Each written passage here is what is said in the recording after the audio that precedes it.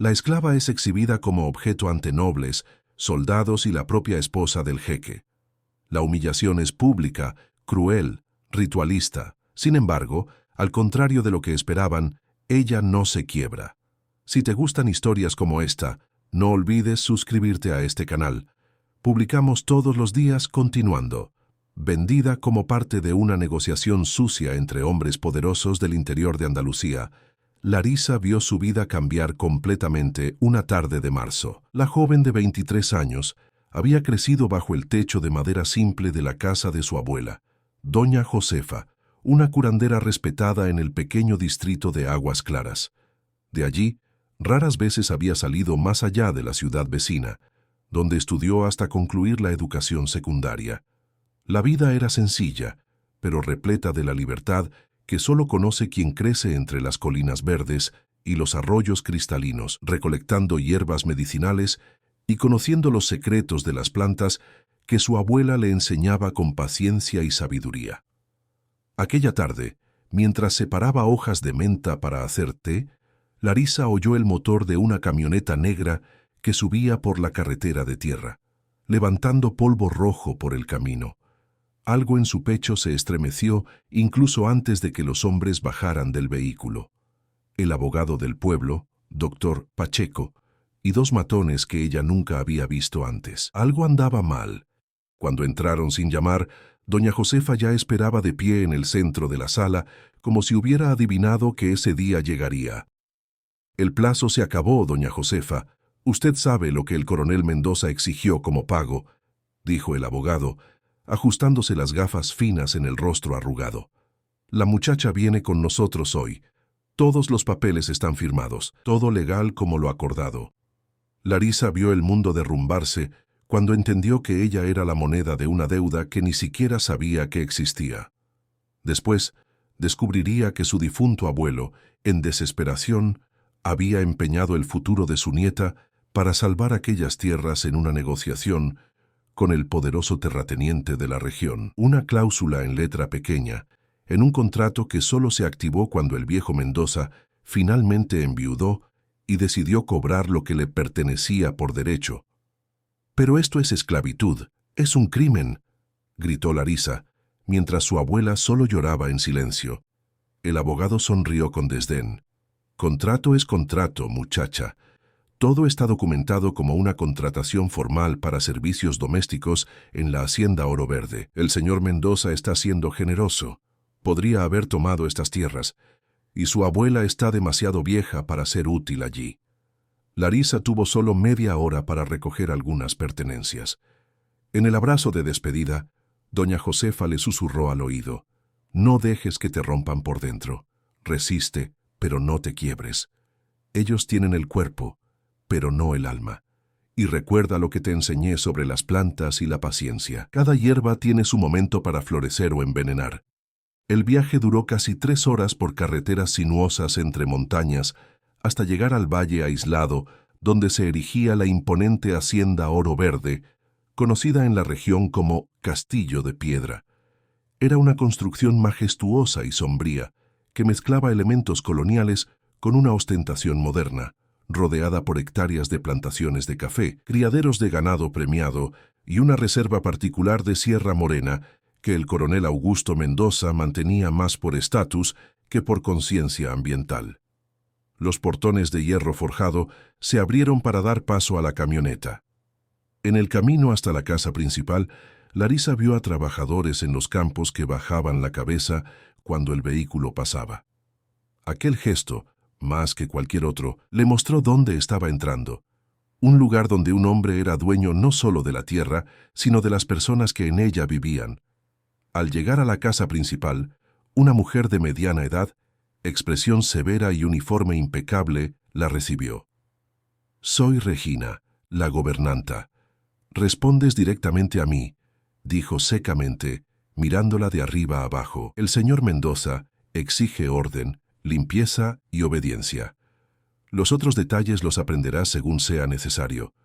Por hoy te quedarás en el alojamiento de las empleadas, pero mañana serás presentada en la casa principal». El alojamiento era un cobertizo adaptado detrás de la casa principal, donde dormían otras 6 mujeres que trabajaban en la hacienda. Recibieron a Larisa con una mezcla de curiosidad y pena. Entre susurros, ella comenzó a entender que no era la primera muchacha del pueblo traída a la hacienda.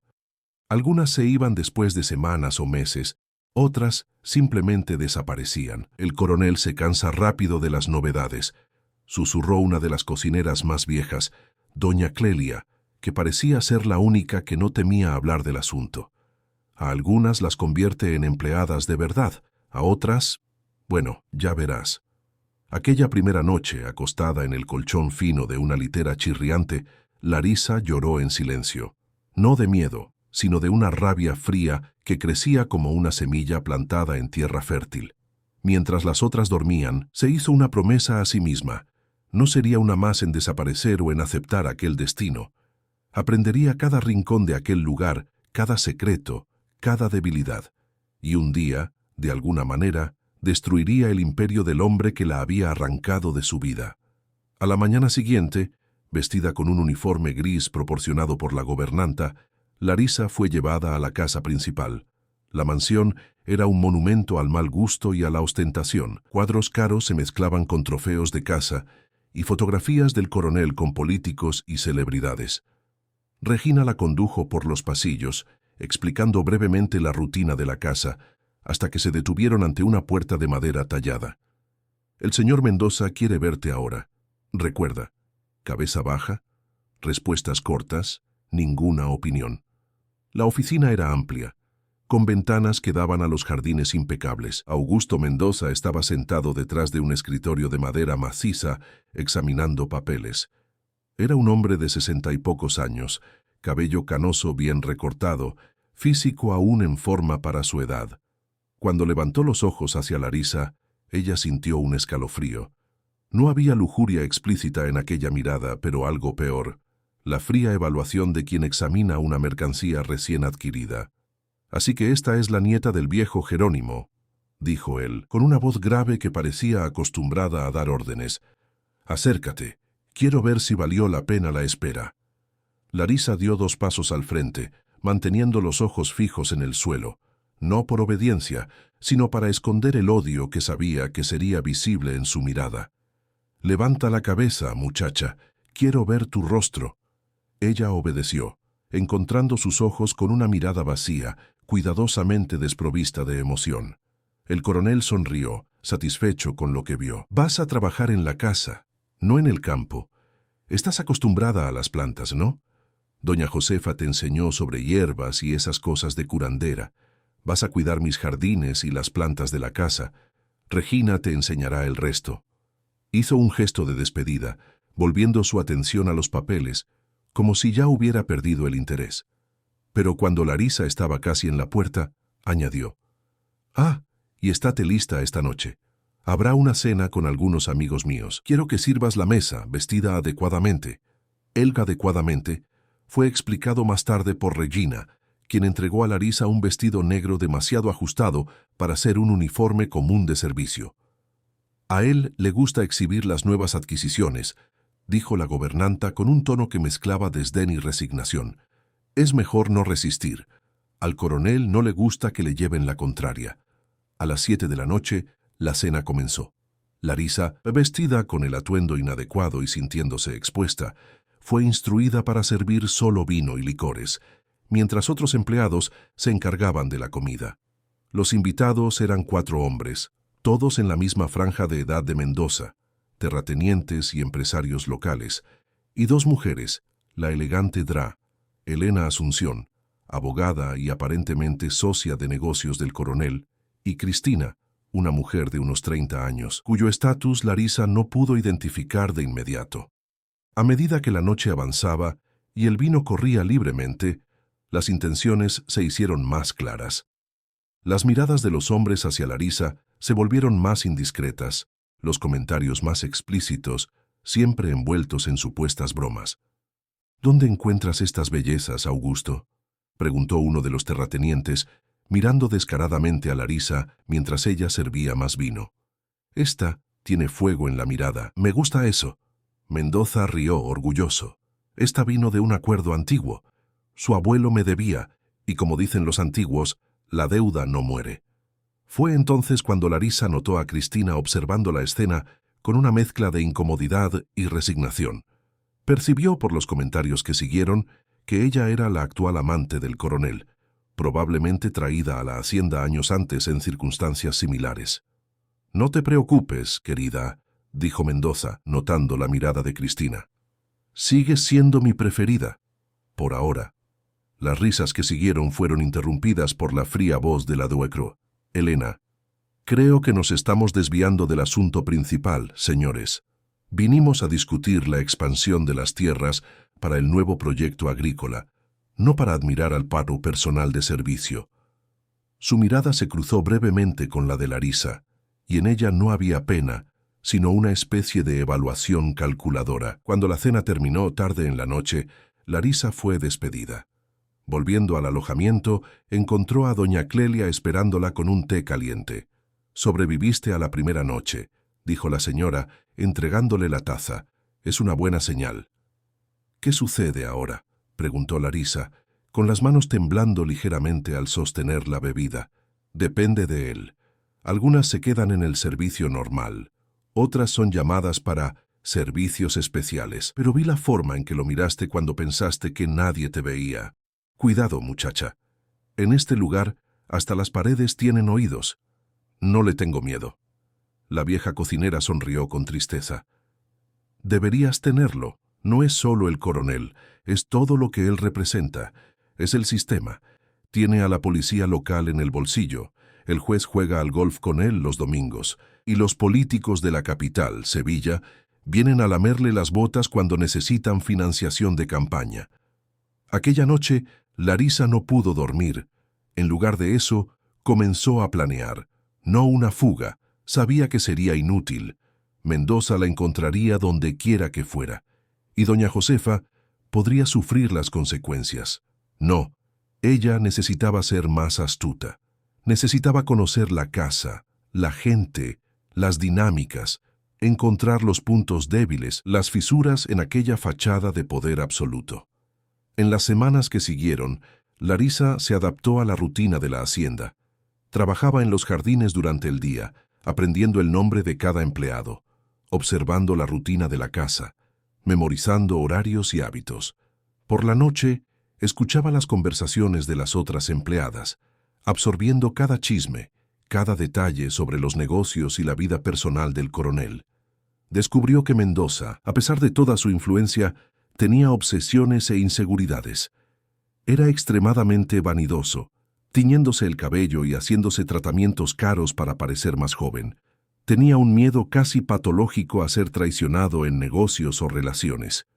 Y, lo más importante, había rumores sobre el origen de su fortuna, algo relacionado con la apropiación de tierras indígenas y asesinatos nunca investigados durante la expansión de sus propiedades décadas atrás. También aprendió sobre Cristina. Ella había llegado a la hacienda 6 años antes, hija de un pequeño productor rural que se había endeudado con Mendoza. Era ahora una especie de primera dama, no oficial. Vivía en la casa principal y administraba los eventos sociales, pero su posición era frágil. Mendoza la exhibía como un trofeo, pero la humillaba constantemente. La otra pieza clave era la DRA, Elena Asunción, abogada brillante con oficina en la capital, Sevilla. Ella se encargaba de los negocios legales e ilegales del coronel. No vivía en la hacienda, pero la visitaba regularmente. Había algo en la forma en que trataba a los empleados, con una distancia cortés, nunca con la crueldad explícita de Mendoza, que sugería una complejidad mayor. La oportunidad de Larisa comenzó a formarse cuando, cierta tarde mientras cuidaba las orquídeas en la veranda, oyó una discusión acalorada entre Mendoza y Cristina. «¿Crees que no sé lo que está pasando? ¿Crees que estoy ciego?», tronaba él. «No sé de qué estás hablando», respondía Cristina, con la voz temblorosa de miedo. «Las llamadas, los encuentros casuales en la ciudad con ese ingeniero. ¿Crees que mis hombres no te siguen? ¿Que no sé de cada paso que das?». La discusión terminó con el sonido de una bofetada y Cristina saliendo entre sollozos. Horas después, Larisa la encontró sola en el jardín, aún con marcas del golpe en el rostro. «Él me va a matar un día», murmuró Cristina, ni siquiera dándose cuenta de que estaba compartiendo sus miedos con una simple jardinera. «Yo solo quería una vida normal, poder ir y venir, tener a alguien que me tratara como persona, no como propiedad». Larisa vio allí no solo la desesperación de una mujer, sino la primera grieta para iniciar su infiltración. En los días siguientes, creó pequeños momentos para encontrarse con Cristina, trayéndole flores frescas a su habitación, sugiriéndole tés calmantes para sus migrañas, escuchando sus lamentos con aparente simpatía. La confianza comenzó a crecer. Paralelamente, Larisa comenzó a crear una reputación de eficiencia y discreción que pronto llamó la atención de Regina y, eventualmente, del propio coronel.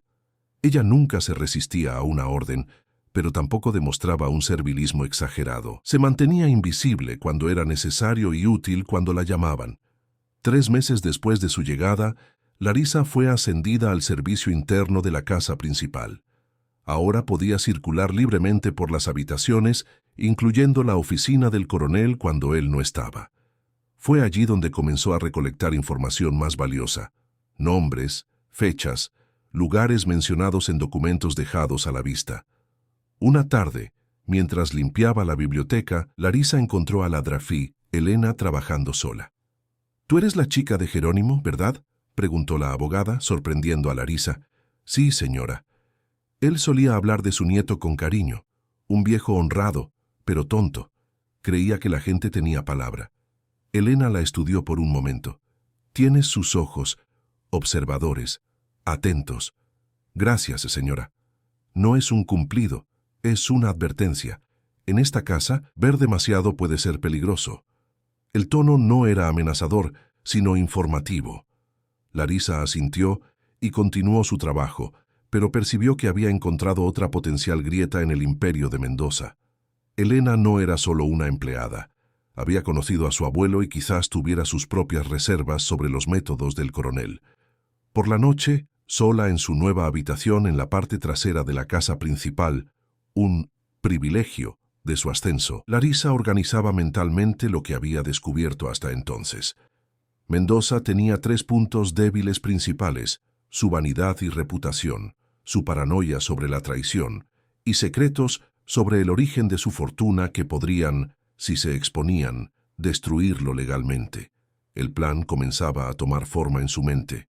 No sería rápido ni simple, pero sería eficaz. Como su abuela siempre decía, veneno fuerte se prepara despacio, a fuego lento. Y Larisa estaba lista para encender el primer fósforo. A la mañana siguiente, encontró en la basura de la oficina un recibo arrugado de una joyería de lujo en la capital, Sevilla. Un encargo caro, programado para ser entregado la semana siguiente. Discretamente, preguntó a Cristina si estaba esperando algún regalo especial. «¿Regalo? ¿De Augusto?», rió amargamente la mujer. «Él no me da nada desde hace meses, solo amenazas y acusaciones». Larisa guardó la información. Había una tercera mujer en la vida del coronel, alguien a quien él quería impresionar con joyas caras, mientras humillaba a su amante oficial. La semilla de la discordia estaba plantada. Ahora era hora de regarla y esperar que creciera en la dirección correcta. La entrega de la joya ocurrió una tarde de jueves. Larisa estaba puliendo los muebles de la sala cuando vio el coche de la joyería estacionar. Discretamente, se posicionó de forma que pudiera observar la escena sin ser notada. El coronel recibió personalmente el paquete, firmando la confirmación con una sonrisa satisfecha que ella rara vez veía en su rostro severo. Guardó la pequeña caja de terciopelo en el bolsillo interior de su chaqueta y se dirigió a su oficina, cerrando la puerta. Aquella misma noche, durante la cena, Cristina intentaba mantener una conversación normal, comentando sobre los preparativos para la fiesta de cumpleaños del coronel, que tendría lugar en 2 semanas. Era un evento importante en el calendario social de la región, cuando políticos, empresarios y figuras influyentes vendrían a rendir homenaje al hombre más poderoso del valle. «Necesitamos finalizar la lista de invitados», dijo ella, hojeando una agenda. «¿El gobernador confirmó su presencia?». «Él vendrá», respondió Mendoza secamente, sin levantar los ojos del plato. Y trae aquel vestido rojo que te di el año pasado. Pero dijiste que no te gustó, que era demasiado vulgar. Para la fiesta. No. Tengo otros planes para ti con ese vestido. El tono estaba cargado de una intimidad forzada que hizo que Cristina se encogiera visiblemente. Larisa, sirviendo el postre, notó la mano del coronel deslizándose hacia el bolsillo, tocando lo que probablemente era la caja de la joya. Después de la cena, cuando Larisa fue a recoger las copas en la veranda donde el coronel tomaba su coñac, lo oyó al teléfono, hablando en voz baja. «Sí, Elena, todo está arreglado para el sábado. No, Cristina no sabe nada. Una cena solo nuestra en el chalet de la reserva.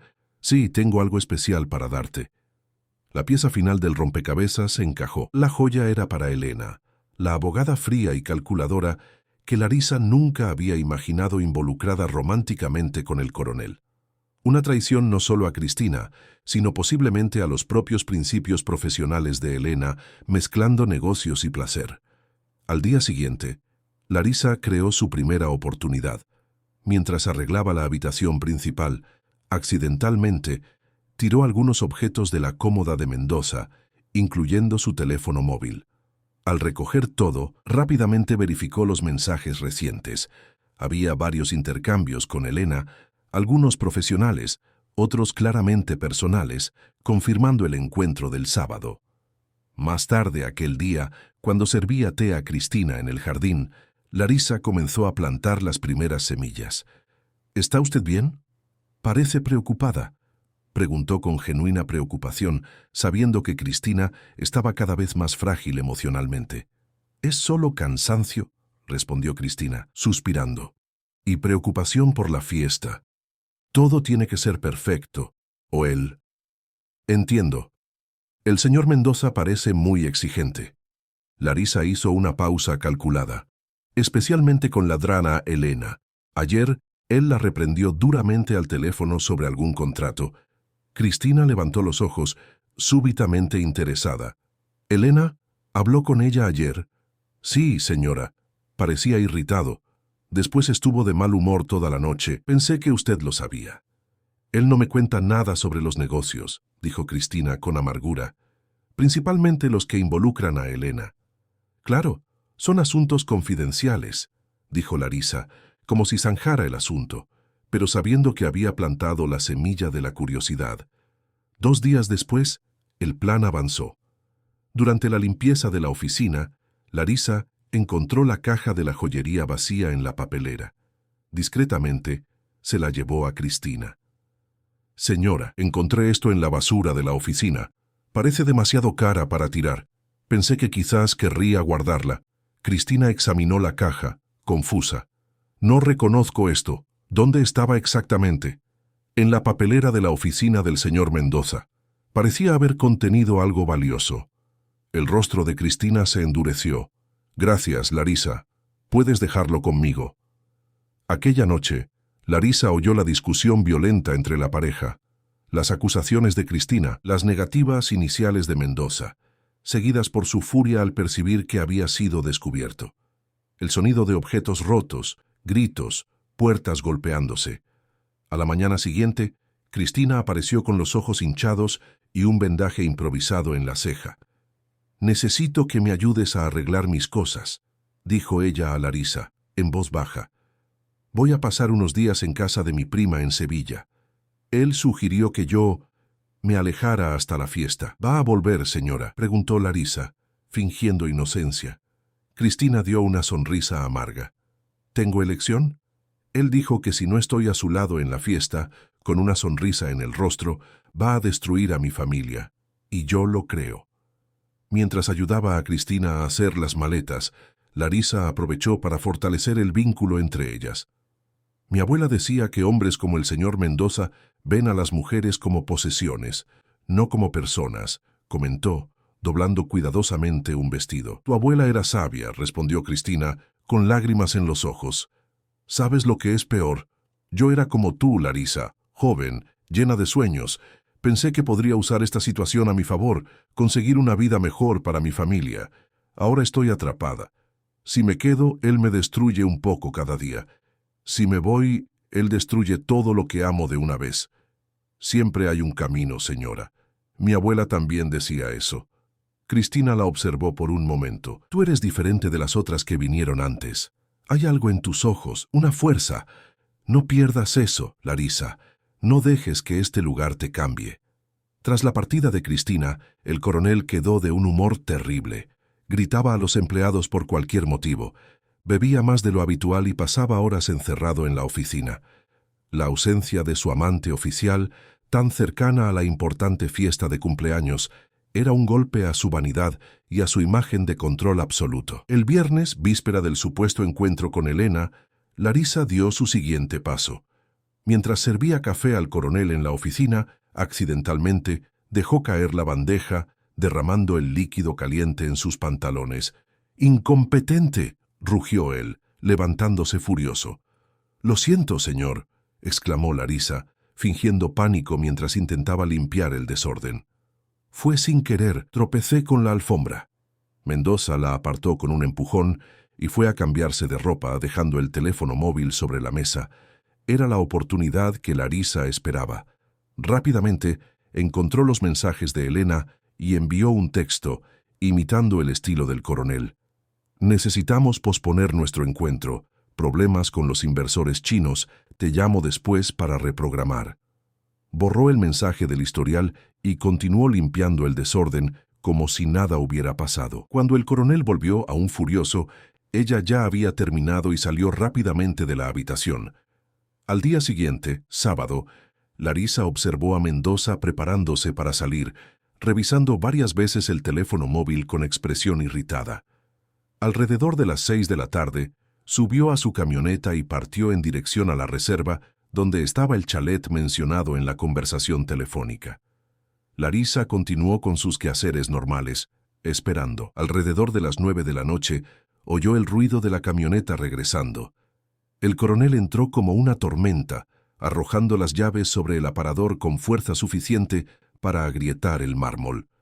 Su rostro estaba rojo de rabia contenida, los ojos inyectados, una furia fría que era aún más aterradora que sus habituales accesos explosivos.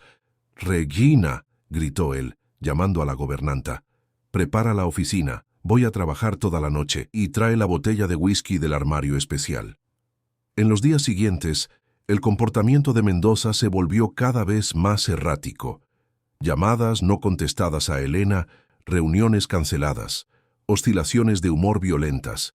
Larisa, siempre atenta, percibió que el problema no era solo el encuentro fallido, sino el hecho de que Elena parecía estar evitándolo completamente desde entonces. La situación alcanzó un punto crítico 3 días antes de la fiesta de cumpleaños, cuando Elena finalmente apareció en la hacienda para una reunión de negocios. Larisa, sirviendo café en la sala de reuniones, fue testigo de la tensión helada entre los dos. «Los documentos para la adquisición del área norte están listos», dijo Elena, estrictamente profesional. «Solo necesitamos su firma y el depósito inicial». «Pensé que discutiríamos esto el sábado», respondió Mendoza con un tono acusatorio. «Tú cancelaste, ¿recuerdas? Algo sobre inversores chinos». «Yo no cancelé nada», tronó él, golpeando la mesa. «Te esperé por más de 2 horas».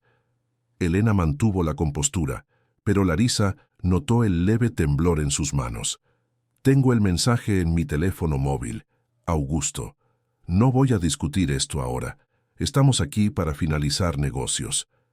La reunión prosiguió en un ambiente tenso, y cuando Elena salió, se negó a aceptar el viaje de Mendoza hasta la ciudad, prefiriendo llamar a su propio chofer. Larisa observó al coronel viendo el coche partir, una expresión de furia impotente en su rostro. Aquella noche, mientras servía la cena solitaria del coronel, Larisa notó que él bebía más de lo habitual. «¿Cristina vuelve mañana?», preguntó ella con cautelosa naturalidad.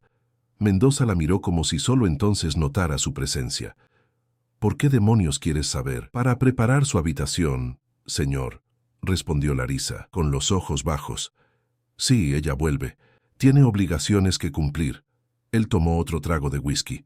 «Has hecho un buen trabajo, muchacha. Eficiente, discreta, cualidades raras hoy en día». Gracias, señor. Tu abuela te enseñó bien. Él la estudió con una mirada que le revolvió el estómago. Cuando la fiesta termine, quizás tengamos una conversación sobre nuevas responsabilidades para ti. El significado era claro, y Larisa tuvo que contener un escalofrío de repulsión. Su estrategia estaba funcionando. Había creado suficiente caos para desestabilizar las relaciones del coronel, pero al mismo tiempo se había posicionado como una presencia confiable y discreta. Era hora de acelerar el plan.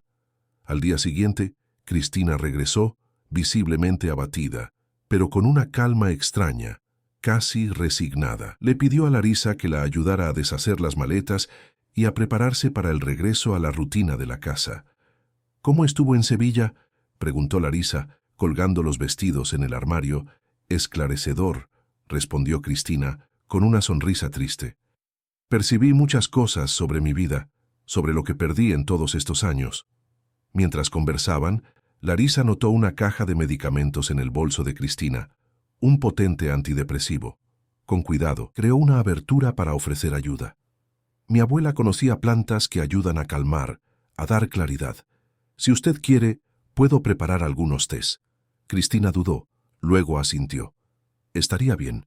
Necesito estar fuerte para la fiesta. Aquella noche, Larisa preparó un té de manzanilla y melisa, suave y genuinamente relajante. No haría nada para perjudicar a Cristina. Ella era una víctima tanto como Larisa, solo que había estado atrapada allí por más tiempo. Mientras conversaban, Larisa sutilmente sugería visiones alternativas de futuro. Mi abuela dice que nada es permanente, ni siquiera las prisiones sin rejas. Tu abuela nunca conoció a Augusto Mendoza, respondió Cristina amargamente. Todo hombre tiene debilidades, dijo Larisa casualmente. Incluso los poderosos, especialmente los poderosos. La mirada que Cristina le lanzó estaba cargada de curiosidad y un débil brillo de esperanza. ¿Qué estás sugiriendo? Nada, señora, solo conversando. La mañana de la fiesta, la hacienda era un torbellino de actividad. Empleados extras habían sido contratados para la ocasión. Decoradores transformaban el salón principal y los jardines. Chefs renombrados comandaban la cocina. Larisa fue designada para ayudar a Cristina con los preparativos finales y con su arreglo personal. Él quiere que use esto, dijo Cristina, mostrando el vestido rojo mencionado días antes. Era una prenda cara, pero demasiado llamativa para el evento formal. ¿Sabes por qué? Porque la Dora, Elena, estará usando azul marino, como siempre. Es su color, y él quiere dejar claro quién soy yo en esta historia. El entretenimiento, no la pareja. Larisa ajustó el vestido al cuerpo de Cristina, notando cuánto había adelgazado en las últimas semanas. Usted está guapísima, de cualquier forma. Cristina dio una sonrisa débil. La belleza es una moneda que se devalúa rápido, Larisa. El poder, por otro lado. La conversación fue interrumpida por la entrada abrupta de Mendoza en la habitación. Estaba impecablemente vestido con un traje italiano a medida, cabello perfectamente peinado, pero la tensión en su rostro era evidente. Los invitados comenzarán a llegar en una hora, dijo él, examinando a Cristina con mirada crítica. Estate lista. Y recuerda lo que hablamos.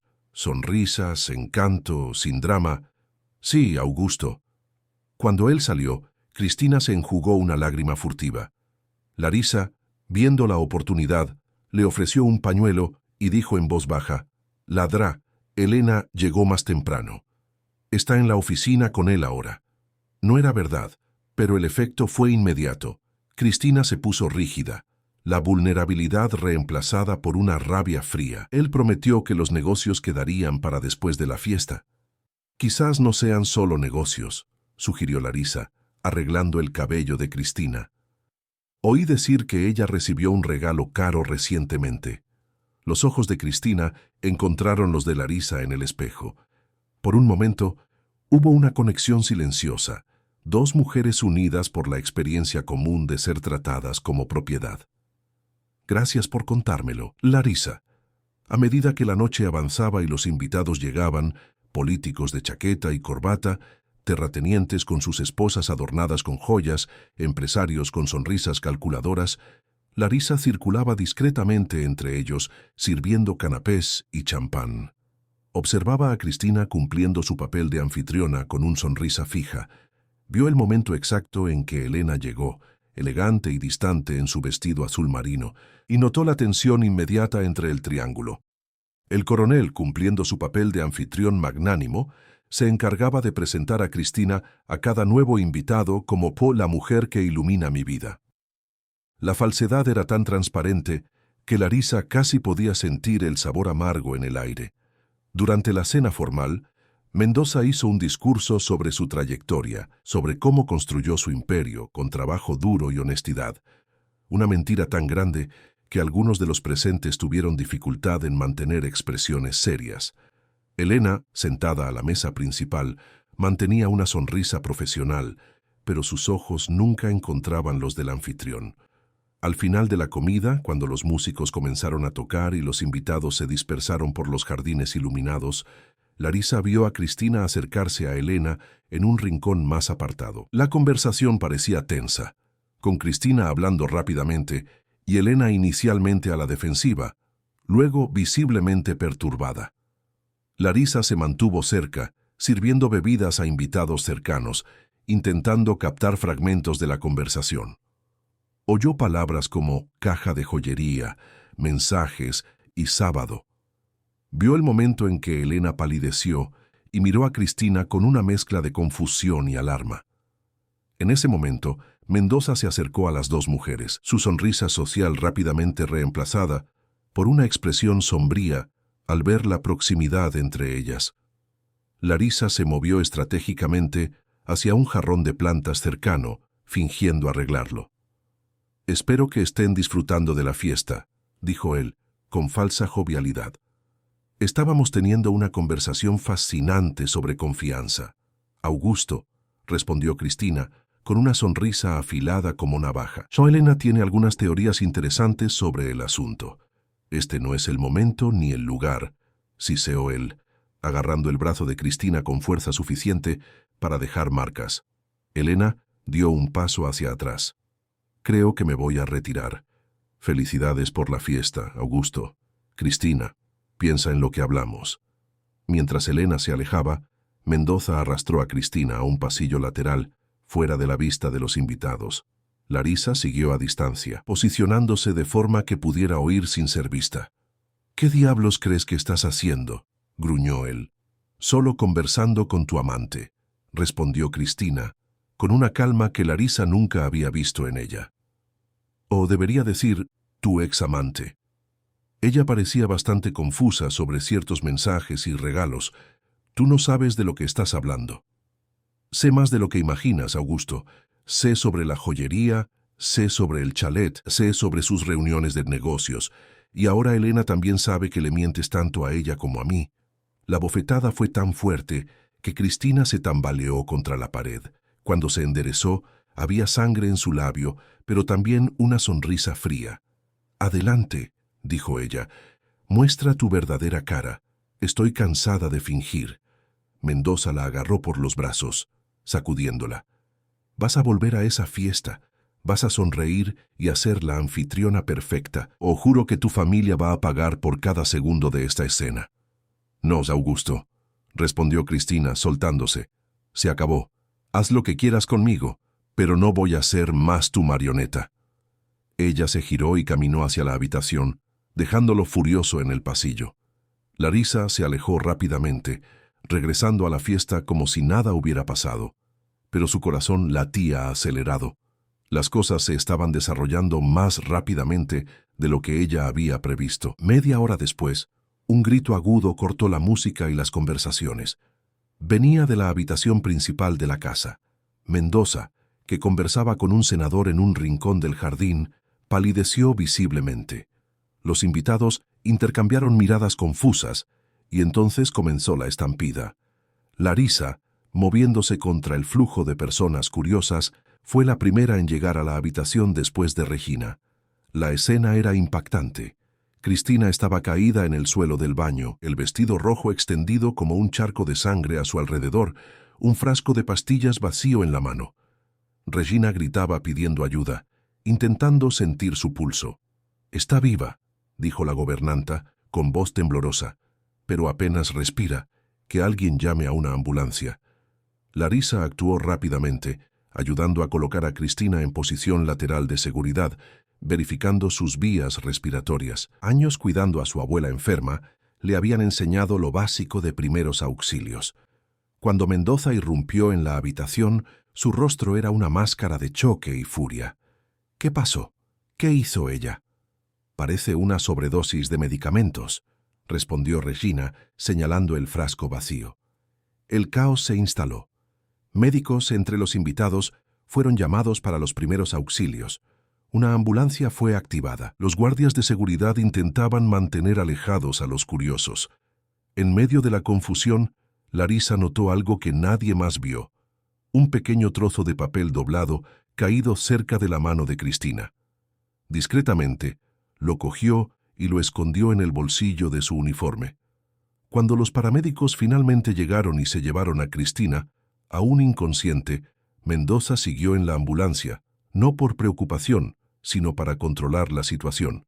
La fiesta estaba arruinada. Los invitados se iban en grupos silenciosos, intercambiando miradas y susurros.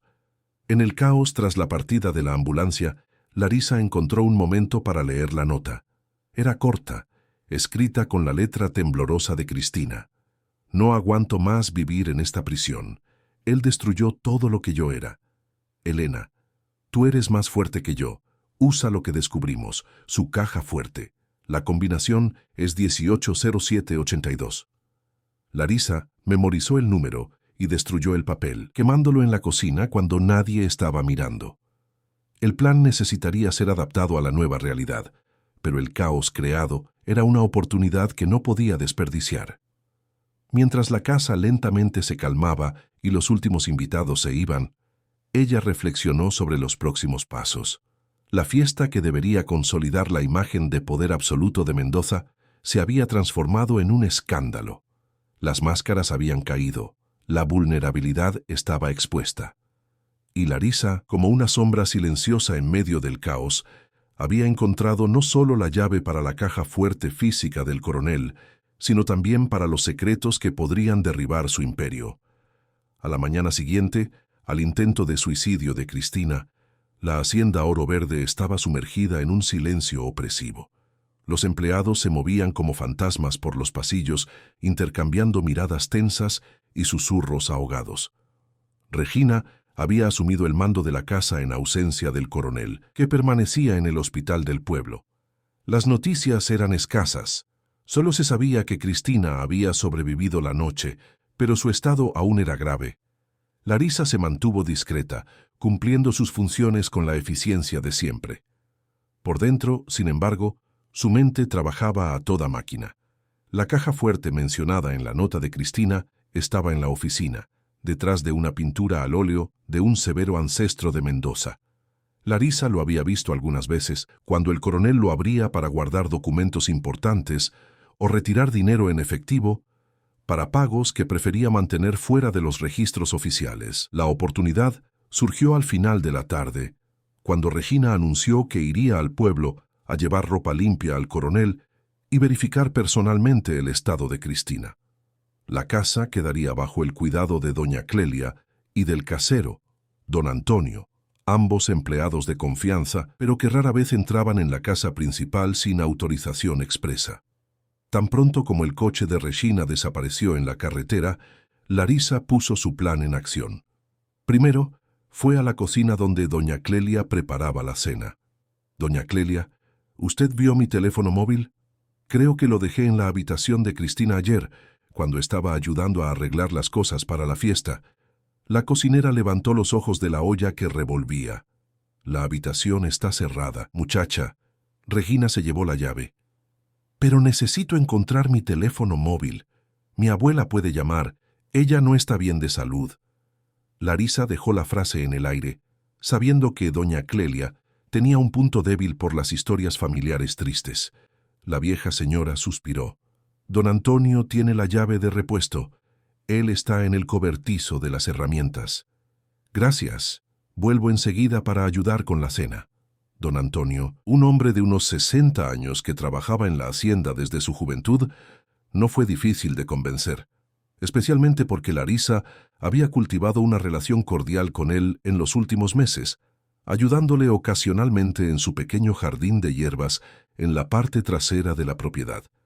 «Solo un minutito para buscar el teléfono móvil», prometió ella, mientras él abría la puerta de la habitación principal.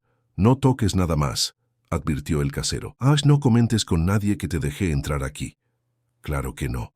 Es nuestro secreto». Una vez sola en la habitación, Larisa fingió buscar el teléfono móvil por unos minutos en caso de que alguien estuviera observando. Entonces, asegurándose de que el pasillo estaba vacío, se deslizó a la oficina contigua. La pintura del ancestro la miraba con ojos severos, como si supiera lo que ella pretendía hacer. Con cuidado, Larisa movió el cuadro, revelando la caja fuerte empotrada en la pared. Sus manos temblaban ligeramente mientras giraba el disco, insertando la combinación que Cristina había dejado. 1807-82. Probablemente la fecha de nacimiento de Mendoza, pensó ella. Típico de un hombre tan vanidoso elegir algo así. La caja fuerte se abrió con un clic suave. Dentro, encontró lo que esperaba: documentos, dinero en efectivo, una pistola pequeña y algo que no esperaba: una memoria USB negra, cuidadosamente guardada en un pequeño estuche de cuero, con las iniciales E.A. grabadas. Elena Asunción. Rápidamente, Larisa fotografió los documentos más importantes con su teléfono móvil: escrituras de tierra, contratos, un cuaderno de notas manuscritas que parecía contener registros de pagos no oficiales a autoridades. Guardó las fotos en una carpeta protegida con contraseña y, dudando solo por un momento, cogió la memoria USB, sustituyéndola por una similar que había comprado en el pueblo semanas antes, anticipando una oportunidad como esta. No había tiempo para ver el contenido ahora. Tendría que encontrar un ordenador más tarde. Colocando todo exactamente como estaba, cerró la caja fuerte y ajustó el cuadro en su posición original. Entonces, volvió a la habitación, desordenó un poco la cómoda de Cristina para simular una búsqueda y salió, sosteniendo triunfante su propio teléfono móvil. «Lo encontré», anunció a don Antonio, que la esperaba en el pasillo. Estaba debajo de unas revistas. El viejo casero refunfuñó algo sobre jóvenes y tecnología mientras volvía a cerrar la puerta. Larisa volvió a la cocina para ayudar a doña Clelia, la memoria USB seguramente escondida en un bolsillo secreto que ella misma había cosido en su uniforme. Más tarde aquella noche, cuando todos ya dormían, Larisa finalmente tuvo la oportunidad de examinar su descubrimiento. En el pequeño portátil que había traído consigo, una de las pocas posesiones que había logrado traer de casa, insertó la memoria USB y abrió los archivos. Lo que encontró hizo que su corazón se acelerara. Eran documentos meticulosamente organizados por Elena Asunción. Registros de transacciones ilegales, contratos con cláusulas abusivas, como el que había aprisionado a la propia Larisa, y lo más importante, pruebas del origen criminal de las tierras que formaban el núcleo de la hacienda Oro Verde. 20 años antes, el área había sido una reserva indígena no oficializada. Los documentos mostraban cómo Mendoza, entonces un terrateniente en ascenso, había conspirado con políticos locales para falsificar informes técnicos, sobornar a inspectores y, finalmente, expulsar violentamente a las familias que allí vivían desde hacía generaciones. Hubo muertes, encubiertas como accidentes, y conflictos entre los propios indígenas. Elena, joven abogada en la época, había participado en la operación legal que legitimó el robo de las tierras. Los archivos más recientes, sin embargo, mostraban algo inesperado. Elena venía recolectando estas evidencias desde hacía años, como si preparara un dossier contra su propio cliente.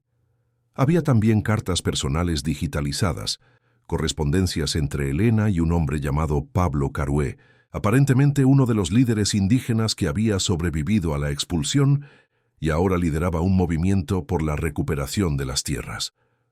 La relación entre ellos parecía haber evolucionado de un antagonismo inicial a algo más profundo. En una de las últimas cartas, fechada solo 3 meses antes, Pablo escribía: «Si realmente has cambiado, Elena, pruébalo. Ayúdanos a recuperar lo que fue robado. No por mí, sino por justicia». Larisa se quedó despierta hasta el amanecer, absorbiendo la información y adaptando su plan. Había encontrado mucho más de lo que esperaba. No solo munición para derribar a Mendoza, sino también un posible aliado en Elena, cuya conciencia parecía estar finalmente pesando más que su ambición. A la mañana siguiente, el coronel regresó a la hacienda, abatido y furioso.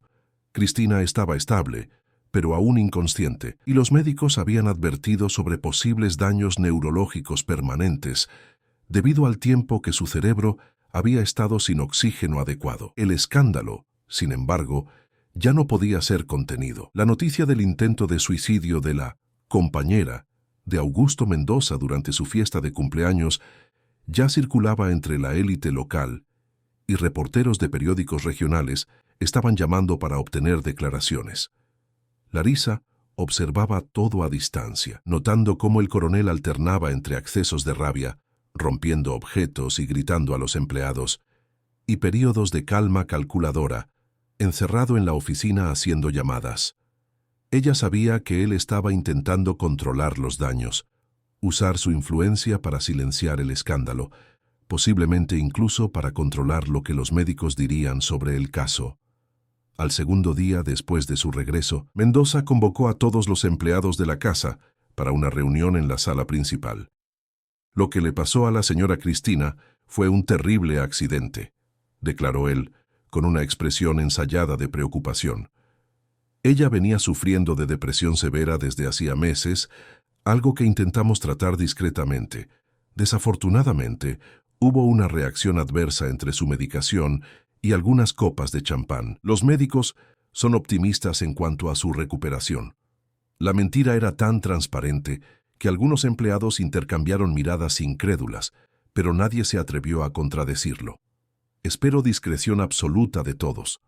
Cualquiera que sea sorprendido difundiendo rumores o hablando con gente de fuera sobre este asunto será inmediatamente despedido y nunca más encontrará empleo en la región».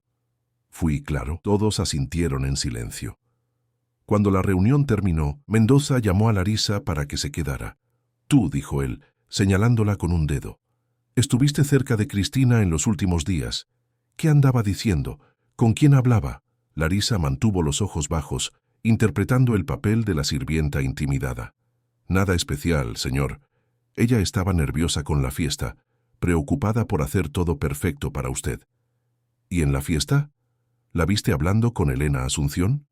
¿La abogada del vestido azul?» «Sí, señor. Ellas conversaron brevemente durante la cena, pero no pude oír sobre qué». Mendoza la estudió, intentando detectar cualquier señal de mentira. «Si recuerdas algo más, cualquier detalle, ven directamente a mí. ¿Entendiste?» «Sí, señor». En los días que siguieron, Larisa continuó su trabajo, pero ahora con un plan más definido. Usando el teléfono público en la pequeña tienda de comestibles del distrito, durante uno de sus raros días libres para visitar a su abuela, ella hizo una llamada a la oficina de Elena Asunción en la capital, Sevilla. «Necesito hablar con la doctora Elena sobre Cristina y la caja fuerte», dijo simplemente a la secretaria. «Dígale que es urgente». Elena devolvió la llamada media hora después. Su voz era tensa, cautelosa. «¿Quién eres y qué sabes sobre la caja fuerte?» «Soy Larisa. Trabajo en la casa del coronel Mendoza. Cristina dejó una nota antes de lo que pasó. Ella te mencionó a ti, la caja fuerte y una combinación». Un largo silencio siguió. «¿Cómo puedo confiar en ti?» «No puedes», respondió Larisa honestamente. «Así como yo no puedo confiar en usted, pero sé que hay una memoria USB en la caja fuerte con sus iniciales, o mejor dicho, la había, ahora yo la tengo». «¿Robaste mi memoria USB?» La voz de Elena subió una octava. «No lo llamaría robo, ya que contiene pruebas de crímenes mucho mayores, inclusive crímenes contra mi pueblo». «¿Tu pueblo?» «Mi abuelo era Jerónimo Carué. Él se casó con una mujer blanca, mi abuela Josefa, y asumió el apellido de ella para proteger a la familia después de lo que pasó en las tierras, pero nunca olvidamos quiénes somos o lo que nos fue quitado. La revelación causó otro largo silencio. Cuando Elena habló nuevamente, su voz era diferente, más suave. ¿Eres pariente de Pablo? Él es mi tío, el hermano menor de mi padre. Larisa, yo no lo sabía. Cuando comencé a trabajar para Mendoza, no conocía toda la historia. Cuando lo descubrí ya estaba demasiado involucrada. Pero en los últimos años he estado reuniendo pruebas, preparando un caso ¿Para redimirte?, interrumpió Larisa, o para protegerte cuando todo salga a la luz. Elena no respondió directamente. ¿Qué quieres? Justicia, y creo que podemos trabajar juntas para eso. Ellas acordaron un encuentro para la semana siguiente, en un café en la ciudad vecina, donde Elena estaba llevando un caso para otro cliente. Larisa tendría que encontrar una excusa para ausentarse de la hacienda por unas horas, pero con el caos aún reinando después del incidente con Cristina, no sería difícil. El día acordado, Larisa pidió permiso a Regina para visitar a su abuela, que supuestamente no se encontraba bien. La gobernanta, sobrecargada con la administración de la casa y las constantes exigencias de Mendoza, concedió algunas horas de descanso. El café era un lugar simple y discreto, frecuentado principalmente por comerciantes locales. Elena ya estaba allí cuando Larisa llegó sentada en una mesa al fondo, vistiendo ropa más casual que su habitual traje sastre elegante, como si intentara no llamar la atención. ¿Trajiste la memoria USB?, fue la primera pregunta de la abogada. Larisa asintió. Y mucho más. Tengo fotografías de documentos de la caja fuerte, registros de pagos a autoridades y un diario que parece detallar toda la operación de apropiación de las tierras. Los ojos de Elena se abrieron de par en par. Fotografiaste todo esto sin ser atrapada. Impresionante. Tuve buenos profesores. Mi abuela siempre dijo que quien es forzado a vivir en las sombras aprende a usarlas a su favor. Elena tomó un sorbo de su café, estudiando a la joven frente a ella con un nuevo respeto. ¿Qué esperas conseguir exactamente con esto? Quiero que él pague por todo, por lo que hizo a nuestras tierras, a nuestras familias, a mí, a Cristina, a todas las otras que vinieron antes. Quiero que pierda todo lo que construyó con sangre y mentiras. Esto puede ser más complicado de lo que parece, advirtió Elena. Mendoza tiene conexiones poderosas, jueces, políticos, empresarios. Un escándalo por sí solo no lo va a derribar. Es por eso que necesitamos su conocimiento legal y sus contactos. Sé que usted tiene comunicación con mi tío Pablo y con el movimiento indígena. Elena pareció sorprendida. ¿Cómo sabes eso? Leí las cartas digitalizadas en la memoria USB, admitió Larisa. Sé que ustedes tienen una historia. La abogada se sonrojó ligeramente. Es complicado. Conocí a Pablo durante los procesos iniciales, cuando aún trabajaba para el bufete que representaba a Mendoza. Años después, nuestros caminos se cruzaron nuevamente en una audiencia pública sobre demarcación de tierras. Él tenía todo el derecho de odiarme, pero en lugar de eso, me desafió a mirar mi propio papel en todo aquello. Fue el comienzo de un largo viaje de reparación, supongo. ¿Y ahora estás lista para completar ese viaje? Elena asintió lentamente. Lo estoy. De hecho, ya venía preparando un caso desde hacía meses, reuniendo evidencias para presentar al Ministerio Público Federal. Lo que tú encontraste puede ser la pieza final que necesitábamos. Durante las 2 horas siguientes, ellas trazaron un plan. Elena tenía contactos en el Ministerio Público Federal, específicamente con una procuradora que se especializaba en casos de acaparamiento de tierras indígenas. Con las pruebas reunidas por Elena a lo largo de los años, sumadas a los nuevos documentos obtenidos por Larisa, ellas podrían montar un caso sólido no solo para la devolución de las tierras a la comunidad indígena original, sino también para procesos criminales contra Mendoza por fraude, corrupción activa e incluso por su involucramiento en las muertes ocurridas durante la expulsión de las familias. Necesitaremos una cosa más, dijo Elena, cuando finalizaban los detalles. Testimonios. Personas dispuestas a hablar sobre lo que vieron y sufrieron. Mi tío Pablo, Puede reunir a los supervivientes de la comunidad, respondió Larisa. ¿Y Cristina? El rostro de Elena se ensombreció. Ella todavía está en coma inducido. Los médicos no saben cuándo o si se recuperará completamente. Larisa pensó por un momento. Hay otra persona, doña Clelia, la cocinera más vieja. Ella trabaja en la hacienda desde antes de que todo sucediera. Vio muchas cosas, pero siempre tuvo miedo de hablar. ¿Crees que puedes convencerla? Puedo intentarlo, pero necesitamos garantizar protección para ella y para todos los demás. Mendoza no va a caer sin luchar. Elena asintió gravemente. Voy a hablar con la procuradora sobre el programa de protección de testigos.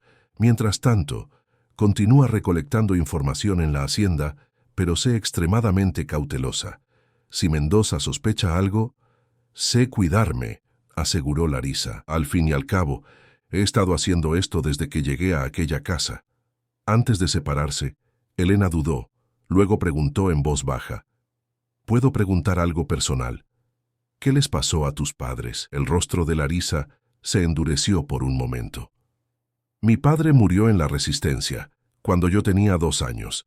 Dicen que fue un accidente con un arma de caza, pero todos sabemos que fue ejecutado por matones de terratenientes.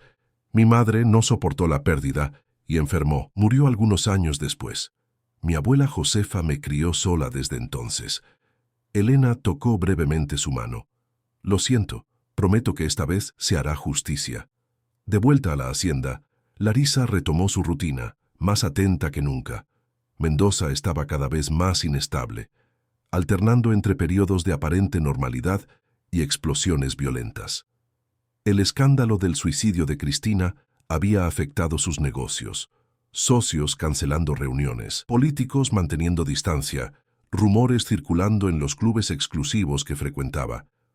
Una noche, 2 semanas después de su encuentro con Elena, Larisa estaba terminando de arreglar la cocina cuando oyó un ruido de cristal roto viniendo de la oficina. Acercándose cautelosamente, vio a Mendoza sentado solo en la oscuridad, una botella de whisky por la mitad a su lado, trozos de cristal esparcidos por el suelo donde había arrojado un vaso contra la pared. ¿Quiere que limpie esto, señor?, preguntó ella desde la puerta, manteniendo la voz neutra. Mendoza levantó los ojos, el rostro parcialmente iluminado por la luz del pasillo. Parecía haber envejecido años en solo semanas. Tú, dijo él, señalándola con un dedo tembloroso. Siempre estás cerca, ¿verdad? Silenciosa, observando, como un fantasma. Solo haciendo mi trabajo, señor. Él rió, un sonido áspero y sin humor. Tu trabajo. Sí, todos haciendo sus trabajos. Regina organizando la casa. Elena cuidando de mis negocios. Cristina siendo mi compañera perfecta. Y mira en lo que resultó. Larisa permaneció en silencio, alerta. Él estaba borracho, impredecible. ¿Sabes lo que pasó hoy?, continuó él, sirviéndose más whisky. Elena pidió apartarse temporalmente. Dijo que necesita un período sabático. Después de todo lo que hice por ella, después de todos estos años. Lo siento, señor. No lo sientes, no. Ninguno de ustedes lo siente. Él se levantó abruptamente, tambaleándose hacia ella. Ustedes solo quieren lo que puedo dar, dinero, poder, protección, y cuando ya no sirvo, me descartan como basura. Larisa retrocedió instintivamente hacia el pasillo, pero él la siguió. No tengas miedo, muchacha. No voy a hacerte daño. Has sido la única leal últimamente, la única que todavía me mira a los ojos. Era mentira. Por supuesto, Larisa rara vez lo miraba directamente, y cuando lo hacía, era con cuidado para esconder el odio que sentía. Pero ahora, acorralada en el pasillo oscuro, ella finalmente levantó los ojos y lo encaró completamente. Algo en su mirada pareció atravesarlo como un rayo. Él retrocedió, súbitamente sobrio. «¿Quién eres?», susurró. «Ya he visto esos ojos antes». Antes de que ella pudiera responder, el teléfono en la oficina sonó. Mendoza dudó, aún mirándola con una expresión confusa. Luego se giró y fue a contestar. Larisa aprovechó la oportunidad para escapar, el corazón latiéndole acelerado. Aquella noche no pudo dormir. La pregunta de Mendoza, ¿quién eres?, resonaba en su mente. ¿Sería que finalmente había hecho la conexión con su abuelo, con el pueblo que había expulsado de aquellas tierras, o era solo la paranoia de un hombre que comenzaba a sentir su imperio desmoronándose? A la mañana siguiente, al servir el desayuno, Larisa notó que Mendoza la observaba con un nuevo interés, calculador y frío. Ella mantuvo la expresión neutra, pero internamente estaba alerta. El momento para actuar había llegado antes de lo que había planeado. Aquella tarde, aprovechó un momento a solas en la cocina con doña Clelia para sondear a la vieja cocinera. «Doña Clelia, usted trabaja aquí desde hace mucho tiempo, ¿verdad?» «Casi 30 años, muchacha. Vi este lugar cuando todavía era una hacienda simple, antes de convertirse en este palacio. Entonces usted estaba aquí cuando las tierras fueron expandidas, cuando hubo aquel asunto con las familias indígenas». La cuchara que doña Clelia sostenía cayó en la olla con un estrépito. «¿Quién anda hablando de eso?», preguntó ella, en voz baja y tensa. «Nadie. Solo oí algunos comentarios. Y mi abuela, ella conocía gente que vivía aquí antes». La vieja señora miró alrededor, asegurándose de que estaban solas. Entonces habló en un susurro casi inaudible. «Fue terrible lo que pasó. Personas buenas fueron expulsadas como animales, algunos resistieron y no terminaron bien, pero no se habla de eso aquí, muchacha, no se habla nunca. ¿Y si alguien pudiera hacer justicia, si hubiera una manera de arreglar lo que se hizo?» Los ojos cansados de doña Clelia encontraron los de ella. «No existe justicia para hombres como Augusto Mendoza.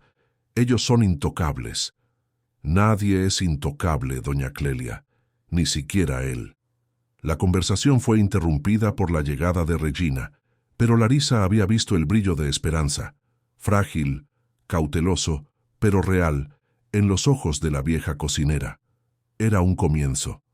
2 días después, Larisa recibió un mensaje discreto de Elena a través de un repartidor de mercado que venía regularmente a la hacienda.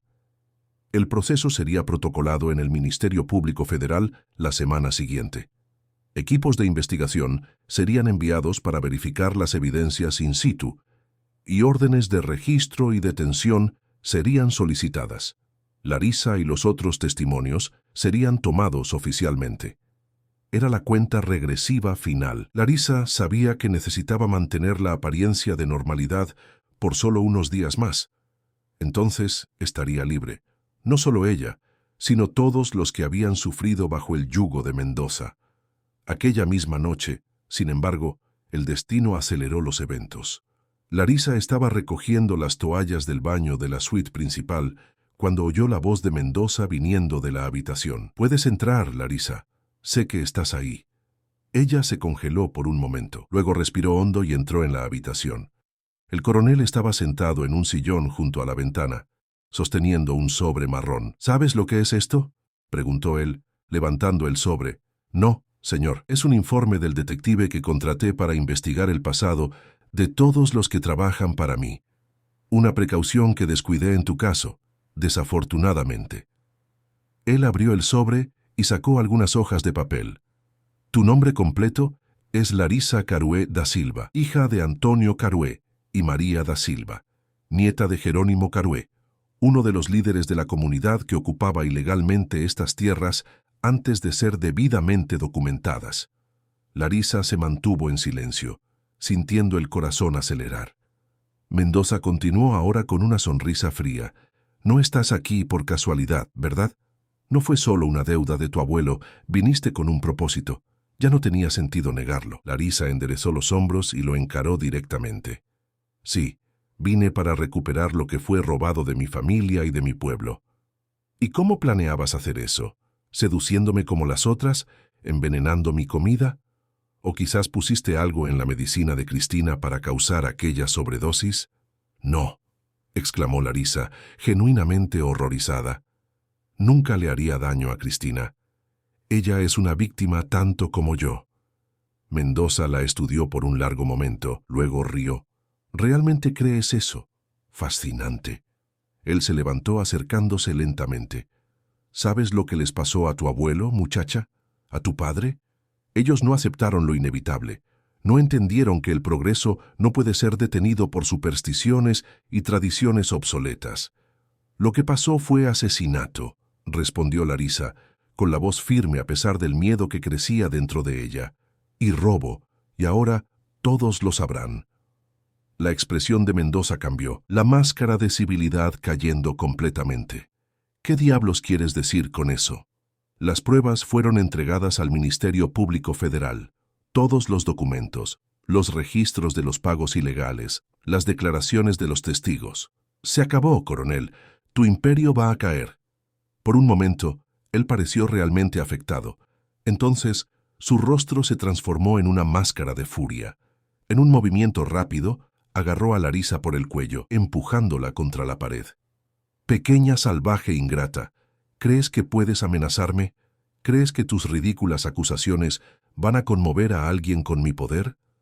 Larisa luchó por respirar, sus manos intentando apartar los dedos que apretaban su garganta.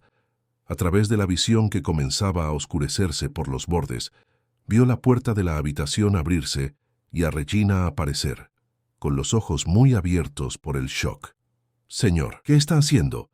La distracción fue suficiente para que Mendoza aflojara el agarre. Larisa se deslizó al suelo, tosiendo y jadeando. «Esta traidora está esparciendo mentiras sobre mí», vociferó él, «sobre el origen de nuestras tierras». Regina miró de Mendoza a Larisa, con la expresión ilegible. Entonces, con una calma sorprendente, dijo: «Usted no debería exaltarse así, no después de la advertencia del médico sobre su corazón. No me digas qué hacer en mi propia casa». «El comisario Sosa está en la línea», continuó Regina, como si él no hubiera hablado. «Parece urgente». Mendoza dudó, dividido entre la rabia y la necesidad de atender la llamada del comisario, uno de sus aliados más importantes en la región. Finalmente, con una última mirada amenazadora hacia Larisa, salió de la habitación. Regina esperó hasta oír sus pasos alejándose por el pasillo. Luego ayudó a Larisa a levantarse. «Necesitas salir de aquí ahora», dijo la gobernanta con voz urgente. «Él va a volver, y no habrá nadie para detenerlo la próxima vez». «¿Por qué me estás ayudando?», preguntó Larisa, aún masajeándose el cuello dolorido. Los ojos de Regina se endurecieron. «Yo sé de lo que es capaz. Vi lo que les pasó a las otras antes que tú, a las familias que vivían en estas tierras. Vi y callé por miedo, por cobardía. Pero no más». Ella condujo a Larisa rápidamente por los pasillos de servicio hasta la puerta trasera. En el camino, se detuvieron brevemente en la cocina, donde doña Clelia palideció al ver las marcas rojas en el cuello de la joven. «Él lo descubrió», explicó Regina brevemente. «Ella necesita irse». Para sorpresa de Larisa, la vieja cocinera asintió sin dudar y le entregó un pequeño bolso. «Comida para el viaje y algo de dinero que guardé. Ve hacia el sur, por el sendero del bosque. Evita las carreteras principales». «¿Y ustedes?», preguntó Larisa, renuente a dejarlas atrás. «Estaremos bien», aseguró Regina. «Él nos necesita ahora más que nunca, y además...». Ella intercambió una mirada significativa con doña Clelia. «También tenemos nuestras historias que contar cuando llegue el momento». Con un último abrazo apresurado, Larisa desapareció en la oscuridad de la noche, siguiendo por el sendero que rodeaba la propiedad a través de la reserva de Sierra Morena. El camino era difícil, especialmente en la oscuridad, pero ella conocía bien el terreno después de meses explorando cada centímetro de la hacienda. Después de casi 2 horas de caminata, llegó a la carretera secundaria que llevaba al pueblo vecino. Allí, se escondió entre los árboles y esperó, conforme al plan de emergencia que había combinado con Elena semanas antes. Casi al amanecer, un coche familiar se acercó lentamente, el jeep oscuro que Elena usaba cuando visitaba la hacienda. Larisa salió de la vegetación e hizo una señal discreta. El coche se detuvo y ella entró rápidamente. «Él lo descubrió todo», dijo sin preámbulo. Elena asintió gravemente. «Imaginé que eso sucedería. Por eso adelanté todo. El proceso ya fue protocolado. Las órdenes de registro y detención fueron emitidas. En este momento, agentes federales están en camino a la hacienda. ¿Y qué hay de mi abuela? Él puede intentar algo contra ella. ¿Estás segura? Envié personas a buscarla anoche. Ella está con tu tío Pablo ahora. La tensión que Larisa cargaba en los hombros disminuyó un poco. ¿A dónde vamos ahora? A la capital, Sevilla. Vas a prestar declaración formal y entrar en el programa de protección de testigos hasta que todo esté resuelto. Larisa miró por la ventana, viendo el cielo comenzar a clarear sobre las montañas. ¿Cuánto tiempo crees que tomará para que se haga justicia? Elena sonrió por primera vez. Menos de lo que imaginas. Mendoza tiene muchos enemigos que estaban solo esperando una oportunidad para derribarlo, y las pruebas que reunimos son irrefutables. El caso contra Augusto Mendoza se convirtió en uno de los mayores escándalos de tierras de la década. Los titulares de los periódicos destacaban no solo el fraude en la adquisición de las tierras y los crímenes ambientales, sino también las muertes encubiertas, los sobornos a autoridades y el esquema de servidumbre por deuda que había aprisionado a mujeres como Larisa y Cristina por años. El coronel fue arrestado preventivamente mientras el proceso seguía su curso. Una caída espectacular para un hombre que se consideraba por encima de la ley. Sus bienes fueron bloqueados, incluyendo la hacienda Oro Verde, que se convirtió en objeto de una acción de restitución movida por el Instituto Nacional de Pueblos Indígenas, INPI, en nombre de la comunidad Carué. Cristina se recuperó lentamente en el hospital, con secuelas que exigirían fisioterapia por años, pero con la mente lúcida y un nuevo propósito: testificar contra su verdugo y reconstruir su vida. Regina y doña Clelia, junto con otros empleados de la hacienda, también prestaron declaraciones detalladas, confirmando décadas de abusos e ilegalidades. Para Larisa, los meses en el programa de protección de testigos fueron un periodo de reflexión profunda. La venganza que tanto había deseado había sido alcanzada, pero había traído consigo un vacío inesperado. ¿Qué haría ahora? ¿Quién era ella más allá de la joven determinada a destruir el imperio de Mendoza? La respuesta comenzó a formarse durante las reuniones con su tío Pablo y otros líderes de la comunidad Carué.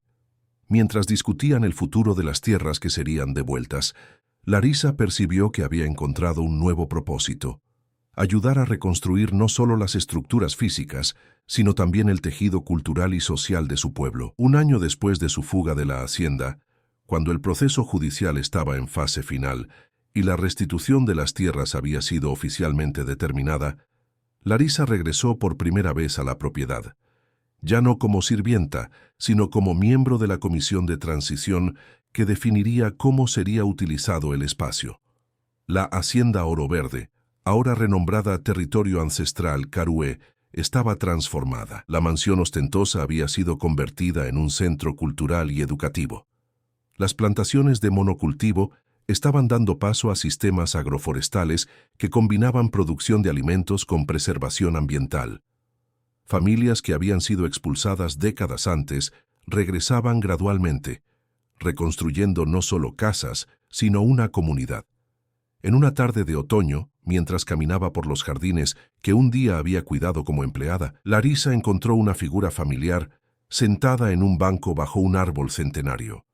Elena Asunción, quien tras la finalización del caso se había apartado de la abogacía corporativa para dedicarse a causas indígenas y ambientales. «Este lugar está irreconocible», comentó Elena, mirando alrededor con aprobación, en el mejor sentido posible. «Todavía hay mucho trabajo que hacer», respondió Larisa, sentándose a su lado. «Pero estamos en el camino correcto». «¿Y tú, cómo te sientes volviendo aquí?» Larisa reflexionó por un momento. «Es extraño. Por tanto tiempo, este lugar representó prisión, humillación. Ahora, representa posibilidad, un nuevo comienzo». Ella sonrió. «Mi abuela solía decir que la verdadera victoria no es destruir lo que nos hizo daño, sino transformarlo en algo que cura». Elena asintió pensativa. Doña Josefa parece ser una mujer muy sabia. Lo es, y anda muy ocupada últimamente, enseñando a los jóvenes sobre las plantas medicinales de la región. Dice que finalmente puede transmitir el conocimiento sin miedo. Se quedaron en silencio por un momento, observando el sol que comenzaba a ponerse detrás de las montañas, pintando el cielo de tonos anaranjados y dorados. Supe que Pablo está organizando una ceremonia de celebración para el próximo mes, comentó Elena, con un leve rubor en las mejillas. Cuando la última familia regrese a las tierras. Sí, confirmó Larisa, sonriendo al notar el embarazo de la abogada. Y él mencionó específicamente que le gustaría que estuvieras presente. ¿Crees que sería apropiado? Considerando mi pasado, mi involucramiento inicial con todo esto, creo que sería perfecto, respondió Larisa con sinceridad. Esta tierra tiene una historia de dolor, pero también tiene una historia de redención. La tuya, la mía, la de todos nosotros. En ese momento, un joven se acercó caminando por el jardín. Era Mateo, un profesor de agroecología que había llegado con el proyecto de transición meses antes. Larisa sintió el familiar calor en el pecho que su presencia siempre causaba. Una sensación muy diferente del odio frío que la había alimentado por tanto tiempo. ¿Interrumpo algo?, preguntó él, sonriendo. De ninguna manera, respondió Elena, levantándose. De hecho, tengo que irme. Tengo una reunión en la ciudad con el equipo del Instituto Nacional de Pueblos Indígenas, INPI. Antes de partir, abrazó a Larisa y susurró. Él parece ser un buen hombre. Tu abuela lo aprobaría. Cuando quedaron a solas, Mateo se sentó en el lugar dejado por Elena. ¿Cómo está siendo volver aquí? Curativo, respondió Larisa, apoyando la cabeza en el hombro de él, como si un ciclo se estuviera completando. ¿Y qué viene después de este ciclo? Ella sonrió, entrelazando sus dedos en los de él. Vida, simplemente vida. Juntos, observaron el último rayo de sol desaparecer detrás de las montañas. En el horizonte, las primeras estrellas comenzaban a brillar, testigos silenciosos de una historia de dolor transformada en fuerza, de venganza transmutada en justicia, y finalmente, de odio convertido en amor, el tipo de amor que construye, cura y libera.